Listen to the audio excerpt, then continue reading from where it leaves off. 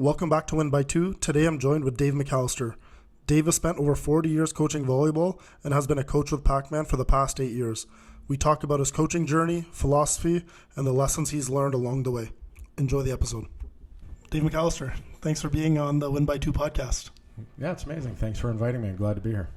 I'm really happy to have you on. If there's anyone in this world of volleyball that I've talked more about volleyball with, it's definitely you. So it's funny. This is just like another day in the office. This is like our drives to Ottawa, being on a plane. So I think this is going to feel really, really normal for us. Yeah, this is a great idea. I'm glad you guys are doing this, and I'm happy to be here, and it's going to be fun, I think.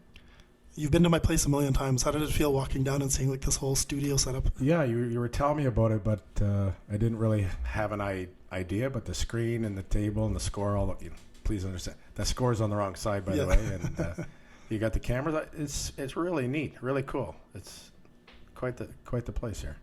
Awesome. Well, honestly, we're just here to talk about volleyball. Ultimately, having someone like you on, I want to talk about you and your origins of volleyball and where you started. But one of the things I'd love is, if there's any coach out there or athlete out there that's listening to this, I'd love there to be like a little bit of like coach development in here. We're going to talk volleyball. I'm going to ask you about some of the things that you believe in. You've been coaching for over 40 years. I would love for coaches to leave, listening to this podcast and getting some cool little gems and getting some wisdom and insight from someone that's been coaching at almost every single level in our country. So I'll do the best I can. Yeah, that's amazing. So first of all, let's just start. How did you get started in volleyball? Where did that start for you? Where did your journey begin? When I was real young, I was like a hockey and baseball guy, but I really loved basketball and volleyball. But it wasn't until high school where I started playing volleyball and basketball, but volleyball for sure, because I wasn't allowed to play football. Okay. Because if you played AAA hockey, which was a contact sport, you weren't allowed to play football. So the next best option was volleyball, and I could jump a bit, and I thought it was a little bit athletic. So I got talked into trying out for the volleyball team, and that's how it started. So that would be 1979. So, 1979, I think. Nice. I was born in 1990. So yeah. All right. Thanks for making me feel really well. Thanks. Where are you from? I'm from Barrie, Ontario. Is volleyball like a booming sport out there, or was it? Obviously, it seems like hockey was really big, but how popular was volleyball in Barrie back then? Hockey was massive. Obviously, volleyball was kind of a niche sport. I'll give you an example. When I graduated high school and I came back my first year university, started playing club, and joined together with 5 or 6 other guys, and we went to the provincial championships of over 18, and there were 6 teams in the province. So it was pretty tiny, but there was some really good players that came out of the small town, like a whole bunch of guys who went to McMaster, a couple guys who went to Western. So volleyball, once I got into it, I found out very quickly that there were some extremely talented guys from our town. For sure. And you mentioned that you multi-sport athlete growing up. Baseball, hockey, volleyball. You played hockey, right? Yeah, you played all these different basketball as well. When did you kind of specialize, or did you specialize, or did you go as long as you possibly could and try to play as many sports as you could? Yeah, I was like my dad. I tried to play as many sports as I could, as long as it fit in to the everyday schedule. And my high school coaches in volleyball and basketball and track and tennis and wrestling and badminton were amazing, because when you playing AAA hockey, AAA baseball is like playing for Pakmen. Yeah. Right? You're committed. We would practice 3-4 times a week, and you had to do weight training and had senior nutritionists and all this stuff.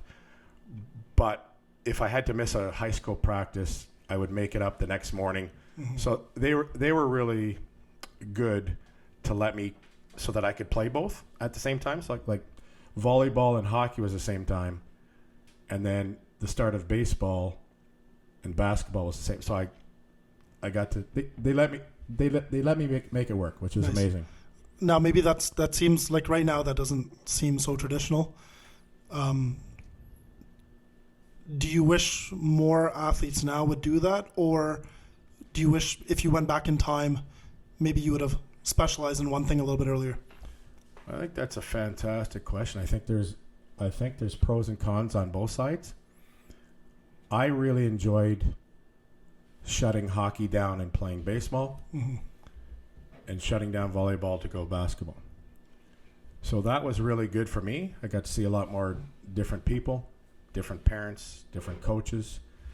So I think why I loved coaching now is because I got to see a whole bunch of different sports with different styles of coaching in different sports. Got it. So I think that being a well-rounded athlete helps some guys, but I think if you specialize early and you don't get drained, then maybe you're ahead of the game when you're younger.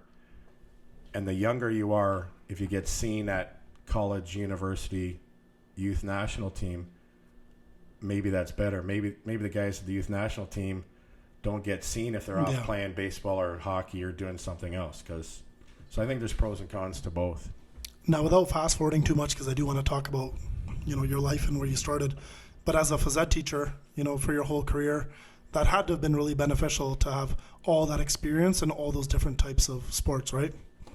It was actually easy. So, like going back, 40 whatever years, I really wanted to be a pro baseball player, but because I played so many sports and that avenue didn't work out, being a phys ed teacher was just sort of the perfect job for me, because I played so many sports and I loved all the sports and I knew all the rules. So teaching and coaching those sports to different kids seemed second nature to me. It was quite enjoyable and it came easy to me. And now you see a lot of teachers that maybe just specialize in like one sport, but clearly throughout your whole career as a phys ed teacher, you were coaching multiple teams, different sports. So like for you, you must have had a really enjoyable teaching career. Yeah, I really loved teaching. I had some great principals and men. I was always in really good departments, because that's really your second family, because you're there if you have early morning practice, you're there from 6 o'clock in the morning to sometimes 6 or 7 at night, and you're hanging around 4, 5, 6, 7 people, and that's your family. So I taught a lot of amazing kids. I coached a lot of amazing kids, but great coaches are great teachers. And the best thing about coaching by far is you always ended your day with the kids you wanted to end it with. For sure. I never got to pick my classes and who was in them, but I got to pick and select the kids I spent my free time with at practices and then going to tournaments. So I think that was key. And it sounds like everything you led up to that moment, like all your experiences as a multi-sport athlete, really helped with that. Where nowadays kids don't put a lot of thought into what they want to do in school or what type of career they want to have. It's like play volleyball, play volleyball, play volleyball. But it sounds like for you, now that we look back, you're a retired teacher and you look back at your career, when I asked you if you could go back in time and specialize, it sounds like you may just go back in time and do the same thing. Yeah, I think so. But the way my path went, I may have done the opposite of what you just said. Sure. I may have just stayed in baseball. Just to spice things up, right? And to hit the weight room more and specialize in baseball. Because when my opportunity came in that sport, I was a little bit behind physically that the guys that were just doing that.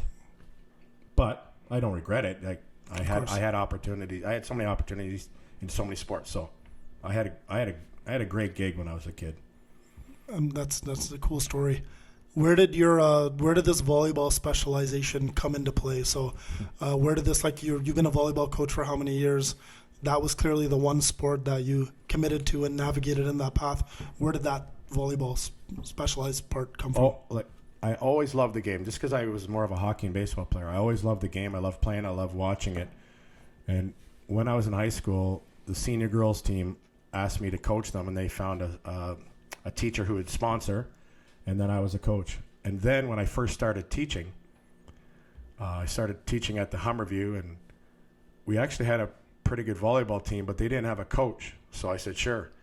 And there was lots of good kids, lots of good athletes, so that started off. And then I moved to Gordon Graydon a year and a half later, and there was some really good players there. So we were good pretty quick. And I know this is going to sound crazy, but when you're a teacher and you coach all the sports, you really want kids on your team that don't cause you issues in other classes, and they do their homework and they study. And so you have a good student athlete, because I coached football a few times. Now, there was a lot of amazing kids on that team, but you're not coaching 12 kids. You're coaching 55 to 80 kids. Yeah. So you are now taking in all their issues. And so if you have 4 or 5 bad students, you're dealing with the teachers and them. You're trying to get them to go to class. So the volleyball guys were smart kids who paid attention, who worked hard and wanted to get better. So that was an easy transition for me. And then when I moved after 7 years to Rick Hansen, I connected with Mike Russell, and he was a volleyball guy from before me. He was coaching volleyball way longer than me. You know, he started clubs that were before us. Westside Volleyball Club. Yeah, even before that, Bronte Beach. Yeah. He coached at Bronte Beach, and then he had Westside, and then there was a few years off at Westside, and then him and I started Westside again, which was pretty cool.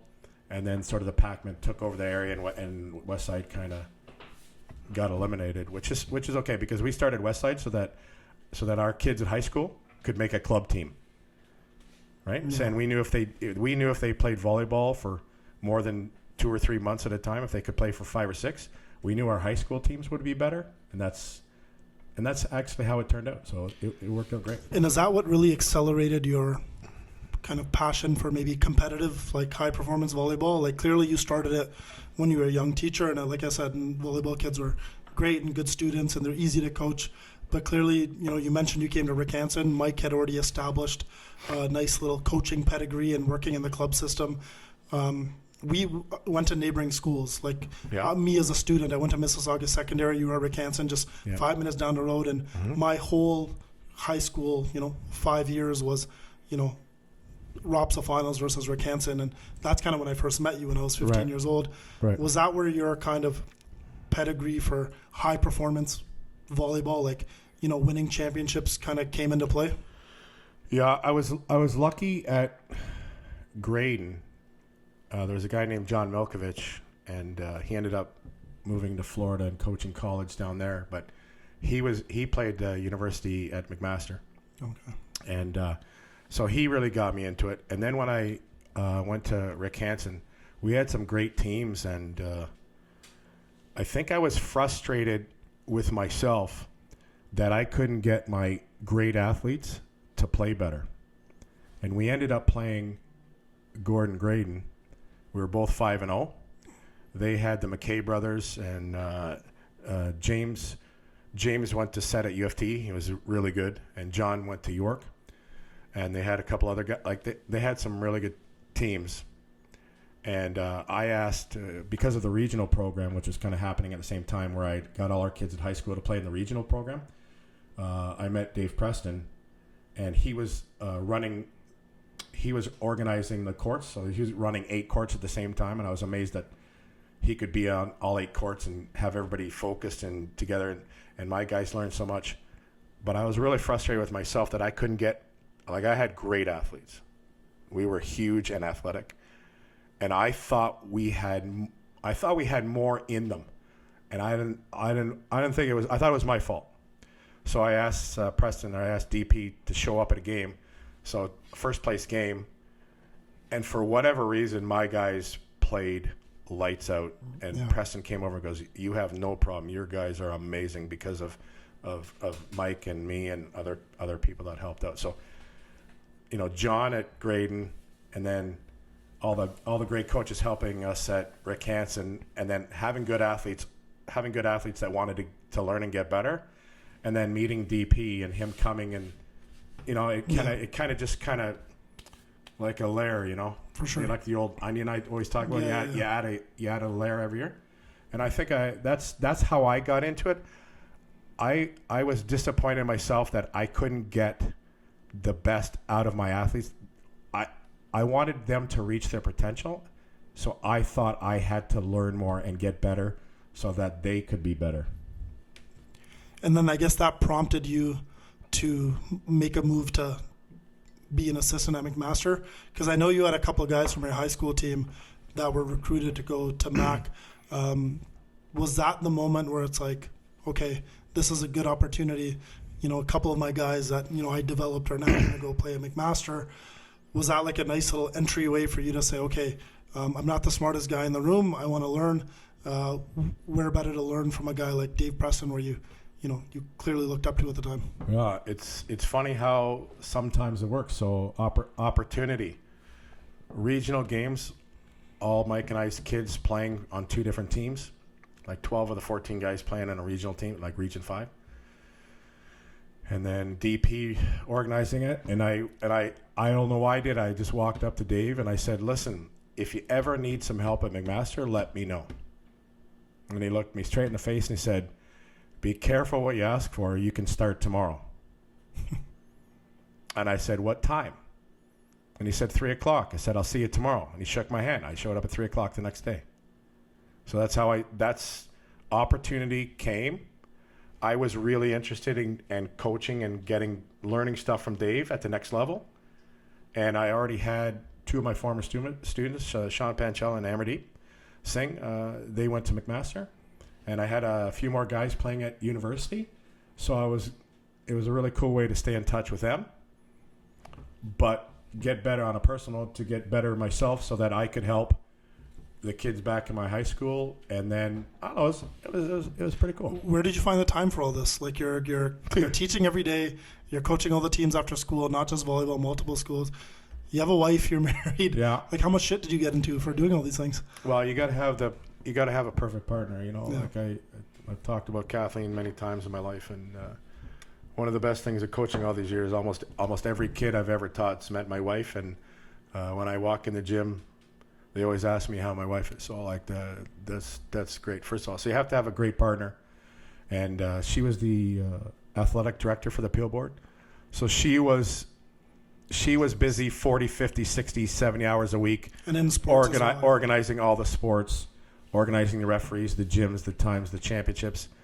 And I have no kids, so I had lots of time, Yeah. and it was, the best part was it was my choice. Right? It was my choice. I wanted to spend my free time coaching and helping these guys out. And how long were you at Mac for? How long was that little tenure there?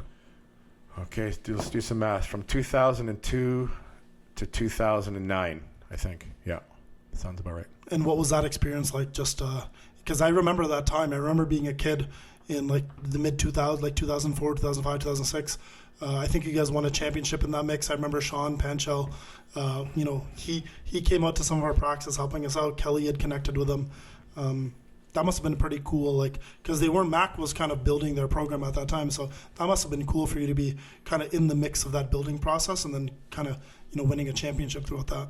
That was a great learning curve for me, where I found out a couple of things. That I knew more than I thought I knew, but I still wanted to learn all that I could so that I could transfer it to other people. Team Ontario, regional team, my high school guys. So when I first started, Dave knew me, but he didn't really know me. Yep. So, short amount of time, we have to figure out what I can help with, what I can do. And as the days went on, he could trust me more. And then pretty soon I had my own court at practice. Yeah. I would walk in because practice was from 3 to 5. And I worked out my teaching schedule that my teaching schedule ended at 1:50. And I would leave school, drive to McMaster. I would walk in the gym and Dave would hand me the sheet, what I was doing on the court for the first hour and a half. And I would do that. And then whatever ended in the last half hour, 45 minutes. And then boom, it was over. He left and I left. And by the time I left, it was a really good relationship. Like, he showed me so much about the game, about life.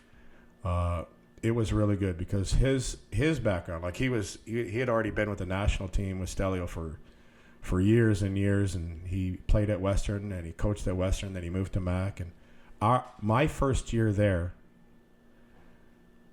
the year before, he had recruited 8 to 10 guys. So the team was really young. My 2 guys, like that year at OFSA, there was 8 incredible teams in high school that year. Mm-hmm. And back then we had single, double, triple, and quad A. and there was amazing teams at every level. I remember, yeah. And he got an unbelievable recruiting class. So we were talented, but we just didn't know yet how to win. Mm-hmm. We could play and we had skill, but we had to figure out how to train to win. So after after I finished high school, I reconnected with you because you took the Sheridan College head coaching gig. I had left York. I was kind of done with volleyball. I just wanted to go to Sheridan. I wanted to be close to home. I wanted to be close to Pakmen. I was more into coaching at the time. I kind of felt like I played enough volleyball. But you had reached out to me because you had just taken that coaching gig. And I remember you obviously from Ricanson. What was your thought process on taking that gig? Did you just feel like you were ready to kind of have your own team in that moment after being a part of, growing all those years and, starting with, meeting Mike Russell at Ricanson and transitioning with Dave Preston at McMaster? Was that just I'm ready to have my own team? I think that's exactly what happened. It was just, it was time. And Mike was also helping at McMaster. So, Mike was amazing at organizing schedule and travel and planes and trains and automobiles and rental cars and the gym time. So he said, listen, there's the head coaching job's open at Sheridan. And he looks at me and goes, I think you should apply for it because you'll get it. And if you want, I'll help you. And it was time. So it was kind of, again, opportunity, right? Opportunity was there. And I was able to get the job, which was nice.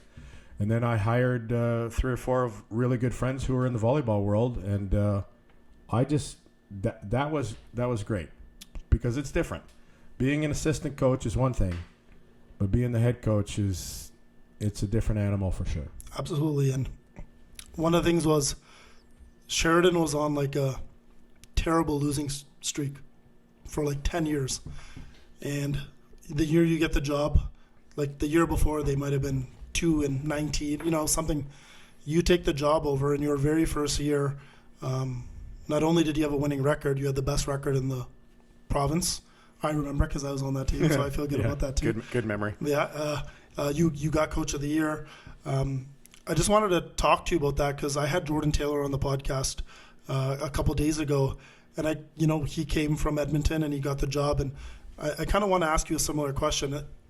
In that moment when you took the Sheridan job, how much did you profile the current team in terms of like, okay, this is what I have, this is my setter, or did you just say, you know what, I'm going to walk in the door, I'm going to blow it all up, we're going to start from ground zero, I'm going to, set my standards early on and then just go with that?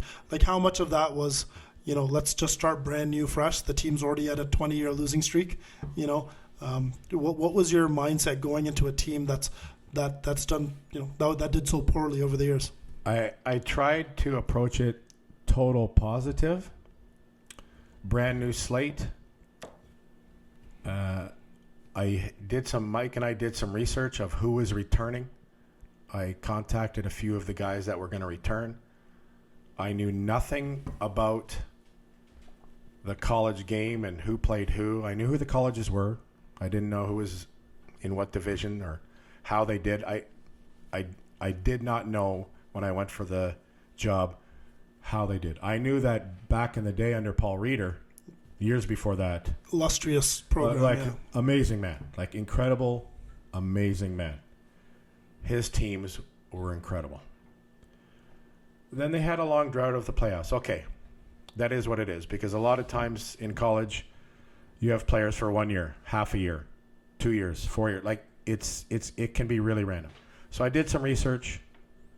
I knew who was coming back, and there was a lot of athletic dudes on that first year team. I remember, yeah.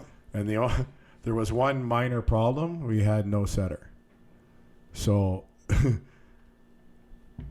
well, we tried to solve the problem with Mikey. Yeah, and one of my good friends. Like he didn't set or play much at high school, but he was the most qualified guy. Yeah.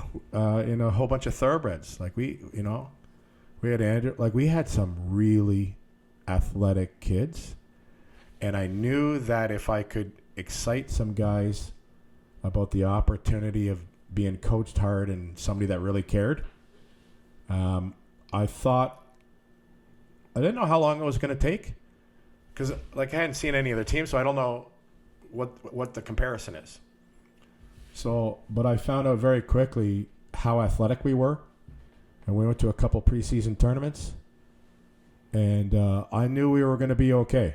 Like I knew we were going to be okay, and then if I remember correctly, when you came, we were 3-3, and I remember 4-6 because first semester you played 10 sets, 3-7, 4-6, or 6-4 actually, something like that. Oh, we were never 6-4 for sure.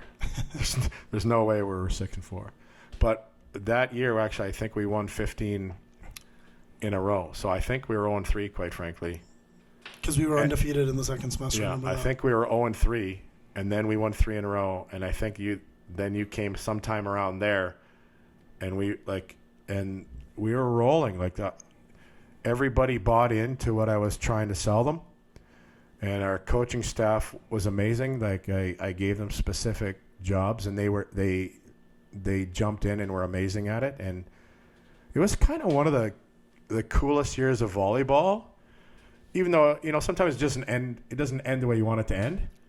But looking back, like that, what a year. Like when you call a timeout and every guy on your team is they're looking at you and they are ready. Yeah, I remember I had kind of called it quits a bit on volleyball. Like I remember when you reached out to me, I was doing a summer semester at Sheridan, and I'm like I'm not really into it. And you just kind of convinced me to come to one practice. And I just remember like you didn't try to overcomplicate volleyball. You didn't, we had our one court at Sheridan main campus. The practices were, simple in terms of they made sense, and we had a goal, and, we have to be good in high ball, so everyone had to be good in high ball setting. It's very, very structured in terms of that. And then very quickly, like once all the pieces kind of, found their way on the court, and, we found the right recipe of guys and the right subs and switches, the ball seemed to be rolling. We just had the right amount of guys. We had the right serving subs. We had the right double sub. We had the right, guy that comes in and gets a block at the end. And it was just based on some of the scraps and the pieces that we had. But that was one of the, that year, especially, like you said, it was a fun year. One of the things I remember specifically with that team, I tried to share with you that if we train really hard, and we play harder than everybody, and we care more than everybody, and we execute a few things really well, that if we can get the score to 20-20, nobody could beat us. And I remember one time out, and we were actually playing Humber, and they were the best team in our league for a long, long time. And they didn't lose very much. They didn't lose very much at all. But it was 20-20, and they called timeout. And one of the players came over and goes, "It's 20-20. We win." Because you guys actually bought that and owned it. It was so, like, it was just, when I think about that, it was amazing. Absolutely. Amazing. No, it was a cool, it was a great time, and obviously you had a ton of success. After that time, you quickly transitioned over to U of T, which you're still at right now. Yeah. Just wanted to be back in the OUA, kind of, did your time. Like, how many years were you at Sheridan? 6 years? 7? Yeah, I think 6 at Mac, 6 at Sheridan, and then since 2015 till right now. Now my role's changed a few times at U of T. So. No, that's and you've been at U of T now for a bit. How is it being back in the OUA after kind of going from college? What was that switch like again? Obviously, you were there with McMaster. Yeah. So again, it was time that it was definitely time that I moved on, professionally and personally, and I knew John because John's niece I taught and coached, Steely. And so I had a connection with him, and I knew Christine Drakich through certificate programs and coaching, and I had a leadership class, and she came in and coached or taught a couple classes, and then I ran a couple of regional team practices at our school, and I was an invite coach, and so I knew Christine and I knew John, and we went out for lunch downtown Toronto, and I told them that I wanted to be back in the game, and if there was a spot available, that would be fantastic. And so John asked me to help out at U of T. So. Yeah. And I started my coaching career in like 2015. Mm-hmm. Where were you in 2015? I had just finished Sheridan and was going to U of T September 2015, I think. I went to U of T, but in the summer of 2015, I was also asked, because there was an opening with the junior national team that John was head coach. Again, opportunity. Yeah. So Vincenzo Malia was the lead assistant. Yeah. And Brock Daviduk was another assistant. And help me out with the name here. Mark Dodds from Saskatchewan. He's coaching the women's team from Sask right now. Was a ridiculously good player. Mm-hmm. He was another assistant, but he had to take a year off. Okay. So again, opportunity. The Volleyball Canada guys asked me if I could, if I had the time. I said, I'm your guy. Another layer to the onion, right? Again, another layer and opportunity just kind of happened. So I started my coaching gig like 2015. I had a young 15U group. By the time they got to 18U 2018, I was looking for another assistant coach. And I remember reaching out to you. People don't know, we actually live in close proximity to each other. About a 2-minute walk. Yeah, if you throw a rock as far as you can, it could hit your house. I won't do it though, but it could hit your house. But I asked you to coach with me, and you said yes immediately, which I was like kind of shocked. And like, I thought it was like, Dave McAllister, like university, college, national team. So asking you to kind of come to the club side, I thought, let's just take a risk here. But you said yes immediately. I just want to know, in that moment, like, what was your, why so quick to come to the club side? What was it? What was it about that decision? Well, the love of coaching and joining a pretty cool club with really good athletes. How do you say no to that? I mean, I coached you, so we're connected. Yeah. So why not help out a former athlete? How do you why the hell not? And it's funny, that happened in 2018, and now in 2026, you're still coaching with me side by side. We've been coaching how many really good teams together. This is kind of the reason why I wanted to talk to you. Obviously, you have a great story. You've been around volleyball in so many different capacities. But I would love, to talk with you about coaching and kind of, based on all of your experiences. In a second, we're going to pull up a list of questions. But the first question I have for you is, do you have a coaching philosophy? Is it pretty cut and dry? Just something that you believe in? Like if someone asked you, like, what's your coach philosophy? How would you summarize that? Well, I definitely have a coaching philosophy, but also remember, there's a big difference if you're the head coach and you're the assistant coach. Assistant coach, you're helping and you're following. The head coach, you're the leader and people are following you. So I always, even in high school, whether I was doing girls or guys, club, college, university, it's 4 things: attitude, effort, technical, and tactical. Because I think if you try really hard and you care a lot, and the coach knows some technical stuff, and you know some tactical stuff, you're really, really, really hard to beat. Like if you have a team that competes with great attitude, great effort, and you have some technical background and practice, and you have some tactical IQ in the game, you're a tough out. Like you have the score right there, 25-23, and we all know it's on the wrong side. Yeah. But every really good volleyball match comes down to a couple plays at the end, even if one team on paper is way more skilled than the other. Absolutely. Look at every nationals we've been to, every provincials. It's always gone to the 5th or always gone to the 3rd. Even this year, 15-13 in the 3rd set.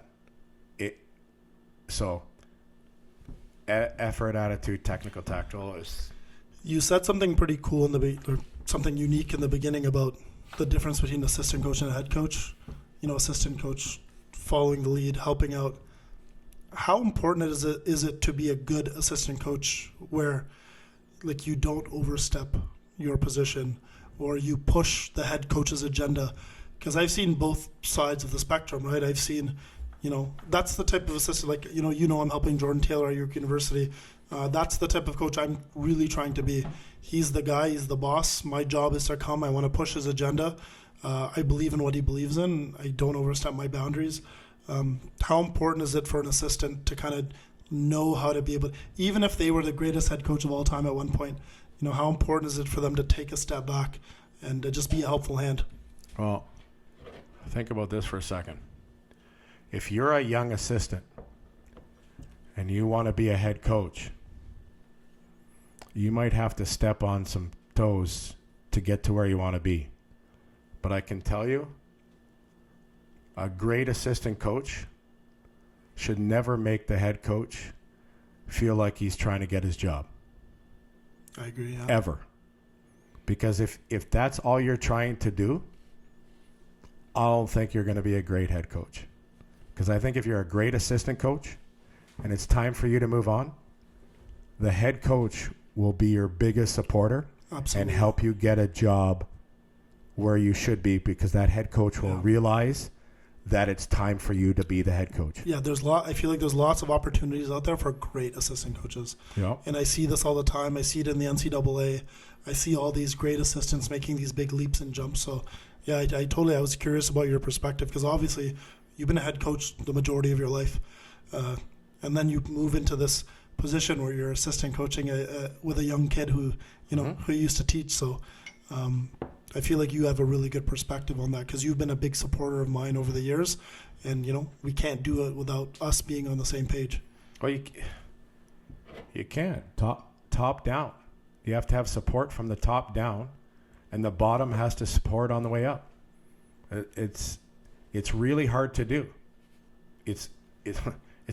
Lots of great things have to happen. Absolutely. Like to be successful. And talent being one of the many things that.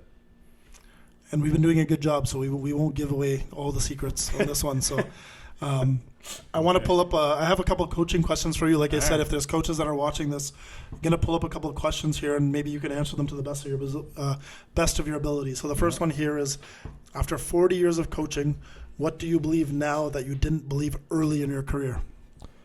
Well, remember, I was a teacher, and so there was a school name that the kids were playing for.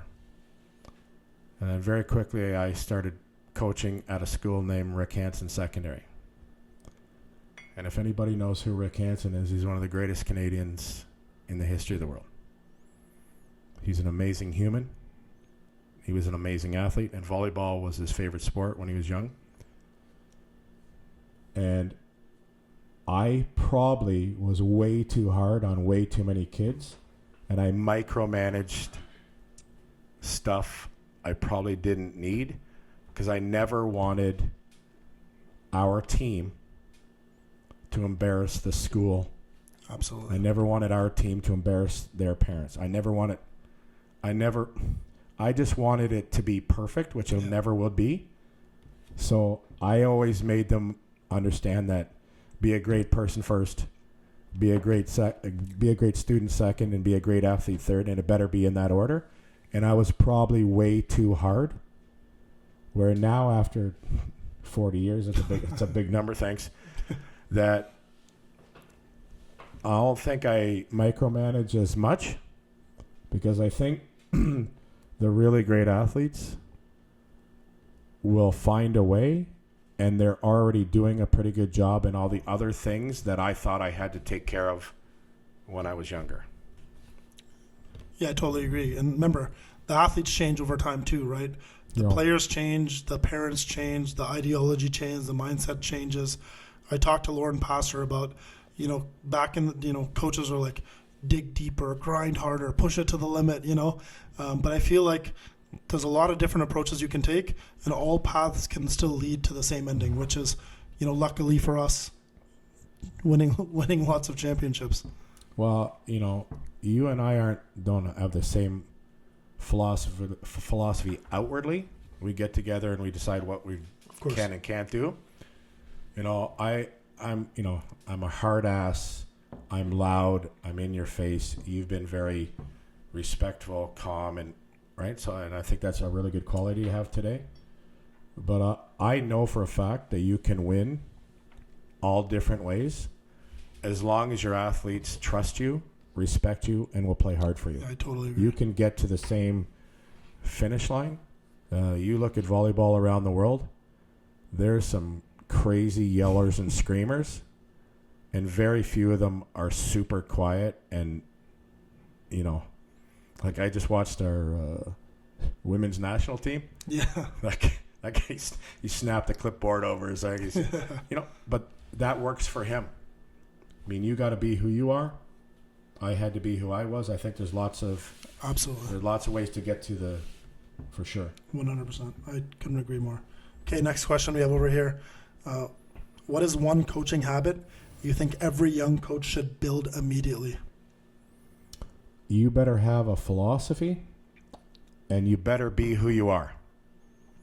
Because as soon as you are not who you are, so if you're easygoing and you try to be tough, or you're tough and you're a way to go Jimmy, the players will see it and it doesn't cut it. So I think you really have to be who you are and let the kids or athletes know who you are and how you're about business.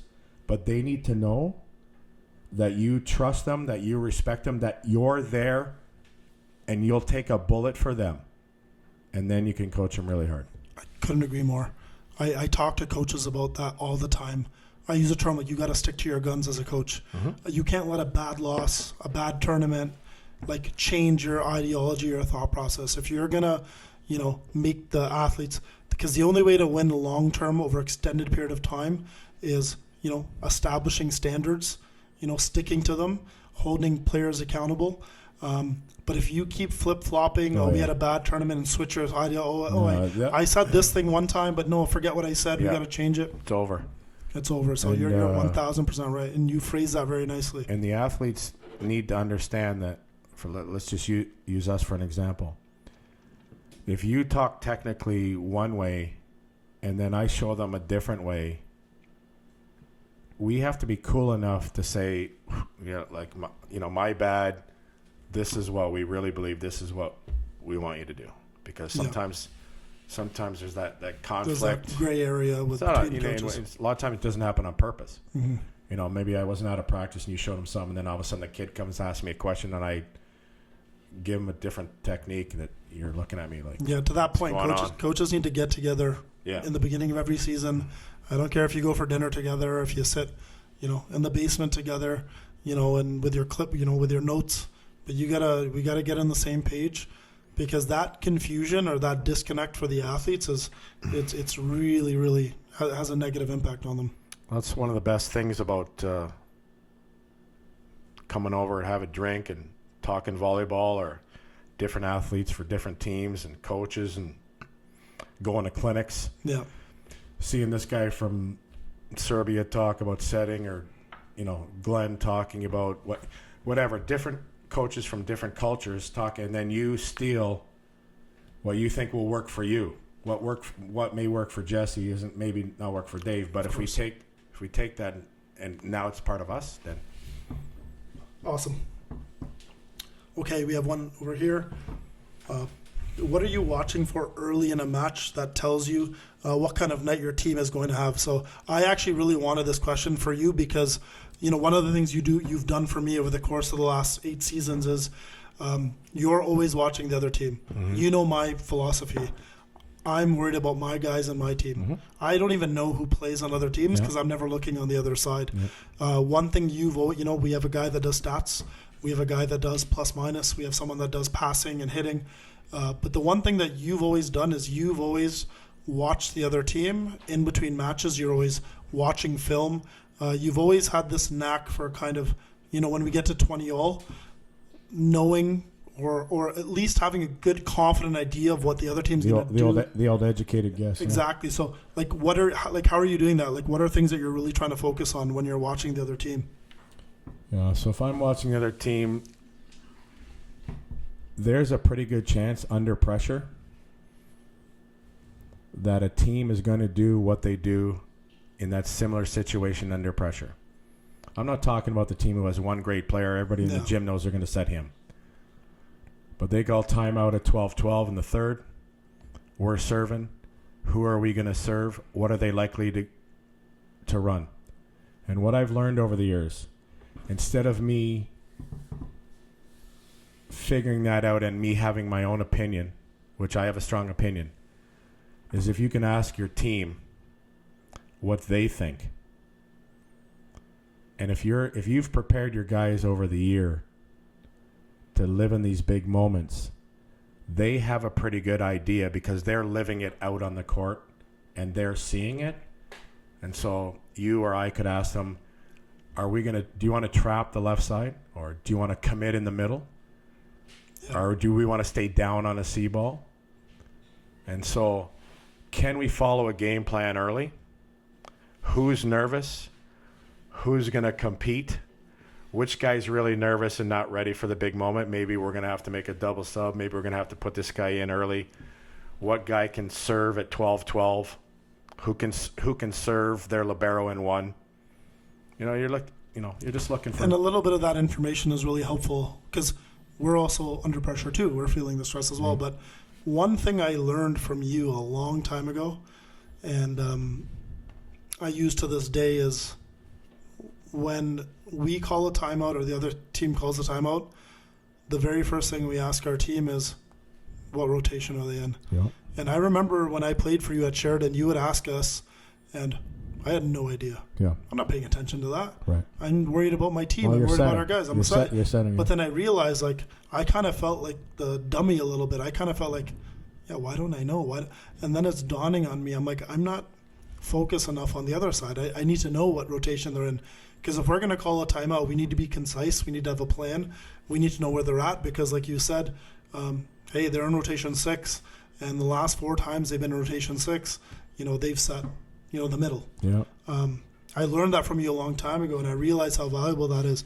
And it made me feel really dumb, like in the beginning of a season when you did it. Yeah, that was the whole goal, to make No, but then over time it transitioned to, I really need to know what's happening on the other team at all times. And that's where I started to focus a lot more on the other team and getting a little bit of extra data and getting a little bit of extra knowledge. Did you learn, I stole that from you, and I tell people that, but did you learn that from? Well, yeah, you stole it from me and I stole it from somebody else. Pretty quickly, I was doing an end point, how the point ended and how many errors we were making and what kind of errors for Dave. And then I moved over to what are they doing and how do we stop them? So I started watching video long before we played them, and I was like a poor man's data volley before data volley. So the origins of yeah, well, listen, before I started, you had to use the VHS tape for rotations. Yeah. And then at the end of MAC, we were doing data volley stuff, but I had to do all the charts, and then I would go watch video, or I would go watch a game. They would tape it, so I'd watch the game live, and then I'd go back to the hotel and watch it 3 times. And then I'd give my report to Dave, who was also doing the same thing. And if we were on the same page, we were ready. Yeah. But if we weren't on the same for certain things, we had to talk it out and then we deliver the game plan to the guys. For sure. So, I stole it from him, right? So, do we have one more? Yeah, I think this is kind of a nice little end here. You've been with us for 8 years. What have you seen that has made the club successful over that time? Oh, come on. There's so many things. There's great leadership. There's amazing, young, enthusiastic, confident coaches.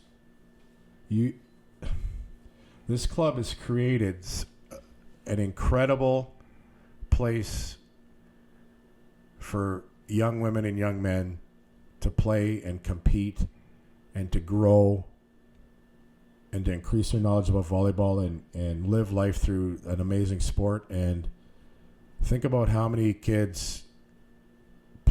Yeah, you have a facility, you bought a new facility. So, I mean, it's been 8 years, but it's felt like it's 30 days. But every day I go in the gym, it's hard not to be excited. Like, all the guys come over and say hi, shake my hand, and right, be a good person. be a great student athlete, Yeah. be a great, it's easy. This club is amazing, and it's amazing to see that everybody hates our club. It's so great because that's unless people are hating you, you're not very successful. Yeah. And you've been successful because you have great people, right? You have a great community, you have great people, and you're always looking forward. How can we help our athletes love volleyball, and how do we get our really good athletes to be better and give them opportunities for college and university and national team? Like, think about how proud you should be about 7 of our guys being on the 30-man roster, and come on, how incredible is that? Like, do you want to know that how proud I am that I had a minuscule effect on 4 of those guys who play for our country right now? Yeah, it's awesome. Do you know what I mean? I didn't play a big role, but that was all because of the Pakmen right there. You know. Well, if you don't always feel it, obviously you were a massive part of that success that we've had and we've continued to have. So, fun little thing right at the end here. We've obviously coached some really good teams. We've coached 4 18U national championships, 2018, 2019, 2023, and 2024. So this is kind of the fun little ending of what we're going to do. Just, there's a lot of really good volleyball. It might be hard for people that are watching the video to see, but we've had a lot of unreal volleyball players on these teams. Just for fun, just for the sake of, banter and argument. If this team played in a little mini tournament, semis, finals, bronze, is there, I don't even know if you can rank them, but just so you know, like 2019 here, or 2018, sorry, in the bottom left, Xander, Cole, Tyler Pavlik, Jackson Bear, Saad Sheikh, Arjun Zeli, Matthew Blick, a lot of guys that played at a really high level. Tom Williams, Tom and Tyler played at MAC. Yeah. 2019, Jackson Young is on our national team right now. Yeah. Ket, Cole playing his third year of 18U. His brother Trent Setting. Luca Nastase played at Windsor. Peter Agosi, a McMaster guy. Like, the list goes on and on. Yeah. 2023, top left. Will Basilio, Ball State now at UBC. Brady Patterson. Quinton Greenwich, NCAA champion. Yeah. Quinton just got called up to the senior team, so Quinton's in Slovenia right now, playing at VNL. Yeah, next man up. One of their liberos got hurt, but opportunity, right? Comes back to opportunity. Opportunity for sure. And then 2024, Will Basilio in his second year. Cup, Luka Minic, middle at U of T. Chris Tottrams, Queens, T and Guelph. Like, the list, like, there's just too many people to name. Obviously, I'm just looking at the picture here. Just give me your thoughts on some of these teams and kind of, what your thoughts were on coaching them, and, if you even can rank them. I don't even know if you could. Yeah, that's a lot of pressure. But every team, when I look at their pictures, different types of teams. You look at the 2018 right there, right? Yeah. Look at the middles we had. We had 3 ridiculous university college middles. Yep. Tyler Pavlik, Jackson Bear. So we could run the 50 pipe all day. These guys, 2019, we ran the 30 down people's throats. Yeah, and we had undersized middles. Right, we had a huge setter setting the 30 down. Yeah. But so different, right? Different tactics. And then, these guys, 2023. I mean, they just competed so hard. So many great guys in that team. A libero that keeps you in system for the entire game. Keeps you in system, and and Will, everybody knew we were going to set him the ball, but he owned it, and he just, and then these guys, they were just clinical. We weren't huge, we weren't small, but we could pass great, we could run a system, we could defend, and we competed. So, comparison is tough because they're all different. But if you look on paper, like the 18's the biggest, right? No, those guys are like, come on. Xander. We also had him on the left that year. So Xander, goal. Look at Xander. Tyler, Xander Powell, Sod. Xander makes you look like you're 4'7". These guys are gigantic human beings. So do you remember the argument you had with these guys after we won? About it went on for hours. You guys, that team versus your team. 2008. Oh my God.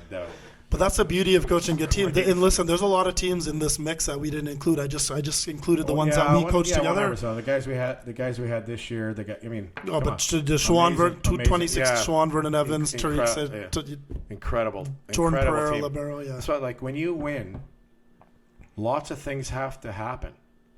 You have to get a couple of breaks. You have to be injury free, or if you get injured, you have to have a guy coming in. Do you mean to steal the show? Like, for sure. Where is he? Matt Mowbray, yeah. Matt, remember he wasn't playing, and then we got a couple injuries playing. The guy was lights out. Yep. He's got the best highlight of any Pakmen. Will Basilio into the bench, the bump backwards, and him smashing it. It was crazy. Well, honestly, ultimately, none of these happened without you as our support staff. You talked about the growth of the club, but you're a big part of that. So. It's important for you to know that. So that's why having you on is super important. You're one of you're one of the first couple guests. Thanks for being on here, and thanks for talking. No, that's good. I probably took too long. No, it's good. I love talking volleyball with guys who love volleyball and good friends like. Thank you very much, Coach. I really appreciate it. No, that was great. I enjoyed it. Thank you.